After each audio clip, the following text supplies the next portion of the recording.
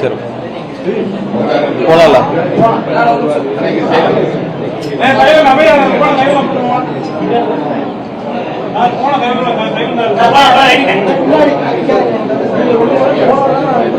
சரி போலாம். அனைவருக்கும் வணக்கம்.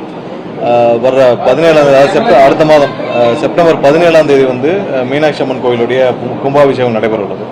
அது சம்பந்தமாக இன்று மாவட்ட ஆட்சியர், கார்ப்பரேஷன் கமிஷனர் மற்றும் சிட்டி போலீஸ் கமிஷனர் மற்றும் அனைத்து துறையினரும் இபி எல்லா துறையினரும் வச்சு இன்னைக்கு ஒரு மொத்தமாக ஒரு ரிவ்யூ நடத்தப்பட்டுச்சு. ஏன்னா ஹெச்ஆர்என்சிலேருந்து அந்த கோயில் நிர்வாகத்திலேருந்து எப்படி கும்பாபிஷேகம் நடத்துறது, எவ்வளோ பேர் வருவாங்க, மொத்தம் கூட்டத்தை எப்படி சரியாக சீரமைச்சு எல்லாம் பண்ணுறது, எல்லாருக்கும் தேவையான அடிப்படை வசதிகள் எப்படி செய்கிறது, ஏன்னா லட்சக்கணக்கான வருவாங்கன்னு எதிர்பார்க்கப்படுகிறது. அது வந்து கூட்டத்தை எப்படி சரியாக முறையாக அவங்களுக்கு வந்து எந்தவித பிரச்சனையும் இல்லாமல் பார்க்குறேன்னு சொல்லிட்டு இன்னைக்கு முழு ரிவ்யூ மீட்டிங் நடைபெற்றது. கண்டிப்பாக வர்ற அடுத்த மாதம், அதாவது செப்டம்பர் 17ஆம் தேதி நடக்கவிருக்கும் கும்பாபிஷேகத்திற்கு சிறப்பான ஏற்பாடுகளை செய்து வர்ற பக்தர்களுக்கு தேவையான அனைத்து ஏற்பாடுகளையும் செய்வதற்கான அனைத்து நடவடிக்கைகளும் மாவட்ட நிர்வாகம் அனைவரும் சேர்ந்து எடுத்துக்கொண்டிருக்காங்க. அடுத்தடுத்த கட்டத்துக்கு அதை சரியாக பிளான் இல்லை. இது வரைக்கும் கொடுக்கப்பட்டதுலேருந்து 8000 10,000 வரைக்கும் பிளான் பண்ணி வச்சிருக்காங்க. இன்னும் முழுவதுமாக அந்த பிளான்ல முடியல. 8000 10,000 வரைக்கும் பிளான் பண்ணி வச்சிருக்காங்க. மேலே மேலே வந்து டெரஸில் ஏன்னா கும்பாபிஷேகம் நடக்கிறப்ப ஒரு 8000 10,000 வரைக்கும் பிளான் பண்ணியிருக்காங்க. இன்னும் அதை செக்மெண்ட்டாக பிரிச்சுட்டு இருக்காங்க. மற்ற தெருக்களில் எப்படி வந்து கூட்டத்தை வழி நடத்துறது, எப்படி கூட்டம் வந்து வெளியே போகிறது, உள்ளே எவ்வளோ பேர் அனுமதிக்கிறது, எப்படி வந்து எக்ஸிட் பாயிண்ட் பண்ணுறது, எல்லாத்துக்கும் சேஃப்டி அண்ட் ப்ரொடெக்ஷன் வேணும், எல்லாத்துக்கும் சிசிடிவி எப்படி கொண்டு வருது, எல்லா இடத்துக்கும் தண்ணீர்கள் அடிப்படை வசதிகள் செய்யப்பட வேண்டும், கார்பரேஷன் டெம்பரரி டாய்லெட்ஸ் அலைன் பண்ணணும். ஸோ இது மாதிரி அனைத்து அடிப்படை வசதிகள் கொடுத்து ஒரு ரிவ்யூ நடைபெற்றது. ஸோ சிறப்பாக ஏற்பாடுகள் இது வரைக்கும் வந்து எல்லா விதத்திலும் திட்டமிட்டு செஞ்சுட்டு வராங்க. இன்னொரு ஒரு வாரத்தில் கம்ப்ளீட் பிளான் வந்து வெளியிடப்பட்டு எல்லாமே வந்து எல்லா பப்ளிக்கும் முன்னாடியே பப்ளிஷ் பண்ணப்பட்டு கியூஆர் கோடு மூலம் வர்றவங்களுக்கும் கியூஆர் கோடு மூலமாக ப்ராப்பராக வந்து ஹோலோகிராம்லாம் போட்டு வந்து அவங்களுக்கு என்ட்ரி பாஸ் கொடுத்து எந்த வித தவறும் நடக்காமல் பார்க்கிங்கும் நமக்கு தேவைப்படும். கிட்டத்தட்ட 8000 வெஹிக்கிளாக வரும் பார்க்கிங்க்கு. அதுபோல் சுற்றி இருக்கிற வீடுகள்லாம் இருக்குது. அந்த வீடுகள்லையும் மேலே நிறைய பேர் ஏறி நின்றுக்கூடாது. அந்த வீடோட ஸ்டெபிலிட்டி எப்படி இருக்குன்னு பார்க்கணும். நிறைய பேர் வந்து கூட்டங்கள் வந்து அந்த வீடுகளில் மேலே ஏறி பார்க்குறேன்னு பார்த்துடக்கூடாது. ஸோ அது மாதிரி எல்லாத்தையும் வந்து இன்னைக்கு ஆலோசிக்கப்பட்டது. ஒவ்வொரு விதத்துலையும் வந்து அனைத்து துறையினரும் அது குறித்து, ஏன்னா இபிலேருந்து எல்லா துறையினரும் அது குறித்து விசாரிக்கப்பட்டு எல்லா இடத்துலையும் நிறைய இடத்துல எல்இடி டிவி வச்சு திரையில வர முடியாதவர்கள் பார்க்கிறதுக்கும் மற்ற இடங்கள்ல எல்இடி திரை எப்படி வைக்கிறது எல்லா குறித்தும் ஆலோசனை நடைபெறும். இல்ல 8000 10,000 பேர் அங்க அனுமதிக்கப்படலாம். அதுல முக்கியமான இப்ப வந்து ஜட்ஜஸ், ஹைகோர்ட் ஜட்ஜஸ், இந்த மாதிரி கலெக்டர்ஸ், அப்புறம் மற்ற இதுல இருந்து வர்றவங்க, முக்கியமான இந்த கோயில் நிர்வாகத்தை சார்ந்தவர்கள், இவங்கெல்லாம் கொஞ்சம் பேர் இருப்பாங்க. ஒரு 200-300 பேர் இருப்பாங்க. அது போக ஒரு 8000 10,000 பேர் வந்து இன்னும் அது முறையாக எவ்வளவு பேர் என்னன்னு கணக்கிட முடியாத இருக்கு. இல்லை, அது குறித்து இதுவரைக்கும் எந்த முடிவு எடுக்கப்படவில்லை. ஆனால் இப்போ அதுக்கு சாத்தியக்கூறு இல்லைன்னா அது வந்து அந்த சமயத்தில் வேறு சில ப்ரோக்ராமும் ஷெட்யூல் ஆகிருக்கு.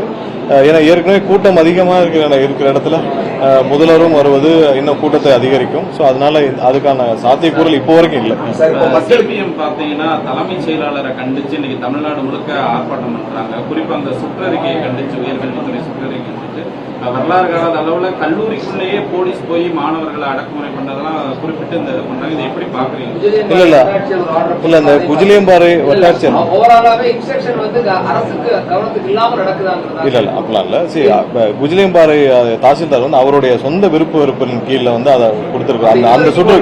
அந்த சுற்றறிக்கை அது வந்து சுற்றறிக்கை அவருடைய சொந்த விருப்ப வெறுப்பின் கீழே அதை பண்ணிட்டாரு.